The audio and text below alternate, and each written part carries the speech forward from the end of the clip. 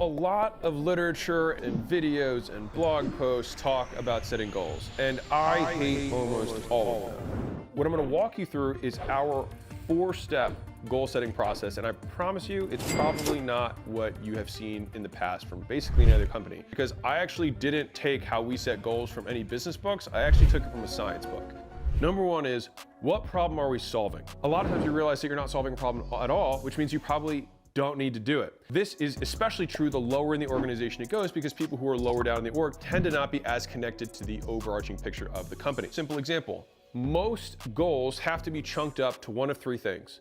Number one, they're going to help us get more customers. Number two is that it's going to help us make customers worth more. And number 3, it's going to increase the enterprise value of the company. If you can't articulate why the goal is going to do that, then you shouldn't do it. So number one, pick what problem you're actually trying to solve. Simple example, if IT decreases the page load times on all of our sites, we will get more leads. If we get more leads, we get more customers, etc. If IT improves the sign-on process for customers to have access to something, that will mean we have fewer customers churn, which means we will make customers more valuable. If you can't tie how your department and the function that you have either gets us more customers, makes them worth more, increases the enterprise value of the business, means you don't understand your job. And if you're the entrepreneur or the head of the department, you don't know how you're actually providing value to the business. Breaking that down is the first and most important part of goal setting. If this process actually makes you think, then it means you're doing it right. Because if you can just knock out your goals really, really fast, it probably means you haven't thought through them well enough. Number 2,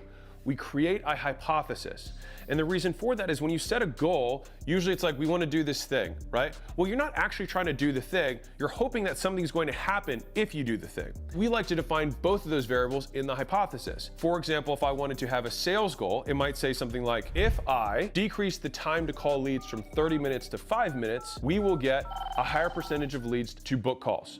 That's literally the hardest part of this whole thing, is what is the hypothesis that you're trying to test? Because whenever we actually do something in the business, we're not guaranteeing the outcome, and we're not guaranteed from the business that it's going to create the result we want. I'm sure you've tried plenty of things that have been goals and it didn't result in the thing that you wanted, which is why you shouldn't state it as a goal necessarily, but as a hypothesis of what you think will happen. Once you have the what problem are we solving and your hypothesis of how you're going to solve it, then you only have 2 variables that you have to determine. One is, what's the thing I'm going to do, which is the activity, that's the input, and then what do I think is going to happen, which is the output. Number 3, what are we going to do? We are going to call leads within 5 minutes, right? That is the input. We check that box, great. Output is, we will get a higher percentage of leads to schedule or show. So you'd have your baseline of the input, which is today we're at 37 minutes, and we want to be at 5. That's the input change. The output change is going to be, we go from 50% scheduled to 70% scheduled. That's the output change. That is a goal. That is what we call the before phase. The after phase only has 2 columns, and that's what you review after the quarter is done or the year is over. Number 4, what do we think is going to happen? You say, okay, did I do the thing? Did I do the input? Did we actually decrease the call time to 5 minutes? If we did, then that's a green. And here's where this is important. We may have decreased the call time to under 5 minutes, but we may not have increased the scheduling at all. That's why it's a hypothesis. Now, did what I wanted to have happen actually happen? And then that is where you can put commentary on. So what we ended up doing is we ended up getting it down to 7 minutes, and it didn't improve it at all. At this point, we don't need to get it down to 5 because we didn't have any directional improvement. It takes a lot of 0 to 1, a lot of shiny object, a lot of new things, a lot of trial and error, a lot of iterate until something clicks in the beginning. But big businesses often grow by a series of 1% improvements. 1%, 1%, 1%. Because you've seen the Excel math when you're like, well, if I only got 10% more people to opt in, and I got 15% more people to schedule, and I got 20% more people to show, and I closed one from 25% to 35%. You add all this together, and all of a sudden, you tripled the business. And the thing is that everyone gets so distracted with like I'm gonna reinvent the wheel, rather than just making the wheel a little smoother so it runs fast. And so a lot of times, especially in the 5, 10, 15, $20 million top line range, that's some of the systems we have to put in place, because that's how the big boys play. They beat you because they actually can do 100 tiny increments. I think Gym Launch grew 40% last year, and we did nothing new. All we did was we did everything we were currently doing a little bit better. If you do that year after year after year, you become very hard to beat, because people will see your marketing on the outside. They'll try and copy your pages, they'll try and copy your emails, and one, it won't be you, so it won't matter because it's not your story. But They don't know all the internal standard operating procedures, the internal metrics that you guys are tracking that actually create the growth in the company. And a lot of times in the early business, just measuring metrics may be the important goal for the quarter so that you can then improve it. Let's say you're a videographer in a marketing department, right? Each of these goals should start from the top down.